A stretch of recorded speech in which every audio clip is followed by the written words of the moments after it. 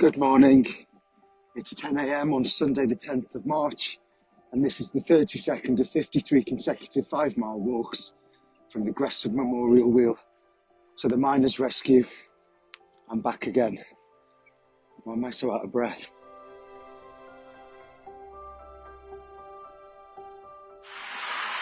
Today we continue to explore who was accountable for the Gresford disaster, with our focus on mine manager William Bonsall. But before that, 3 quick acknowledgements.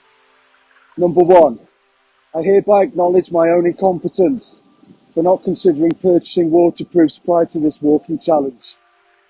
Number 2, it was my absolute delight to meet 2 of this challenge's key supporters for yesterday's trip to Morecambe. First, JB Eastside Hawk at the start, and then Colin Boots and his wife at the end.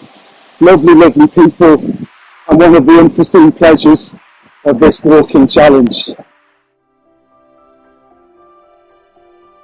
Number 3, and on to business, an acknowledgement of the book which must be regarded as the seminal text on the disaster, Gresford, The Anatomy of a Disaster, by Stanley Williamson.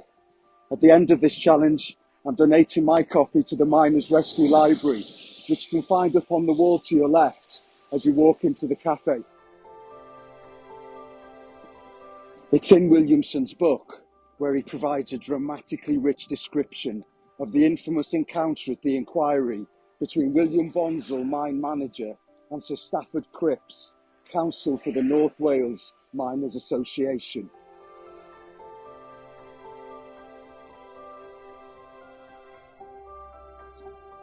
As we've already discovered, Bonsall worked himself up the ranks. Opinions of him varied. A gentleman once said, thin, very curt, not friendly to the workers, didn't think much of him, said another. Not a bad chap, but driven by the owners, concluded another. It was commonly said that mine owner Harry Dyke Dennis was in charge, not Bonsall.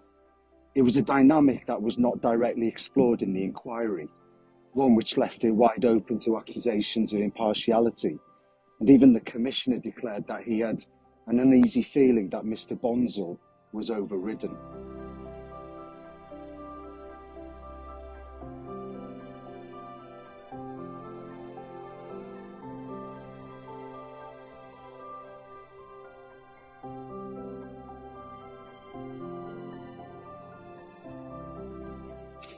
No shareholder or director of the United Westminster and Wrexham Collieries Company ever had to appear and answer questions. It's this perhaps that drove Sir Stafford Cripps to launch an aggressive, frequently acid probing of Bonsall, who, whilst himself firmly in the glaring spotlight of Cripps' forensic assaults, also became the symbol of mine owners across Britain. It's said by Williamson that Bonsall was visibly under stress before even being asked a single question by Cripps. Cripps, known for his calm and collected confidence and infrequent flashes of humour, was dripping with vexation in his interrogation of Bonsall, and he would set the tone of acrimony that would define the inquiry going forward.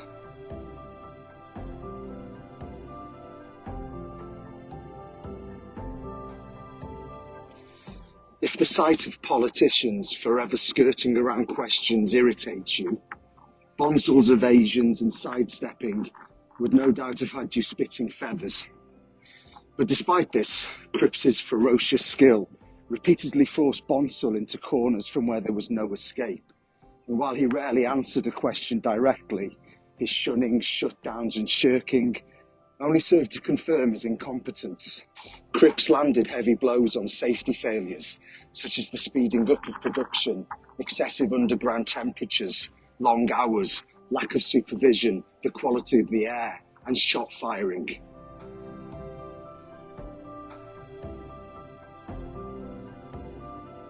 Such was the intensity of Cripps's performance that adjournments were called when the atmosphere in the room reached boiling point, and when it appeared that Bonsall was on the verge of complete mental disintegration.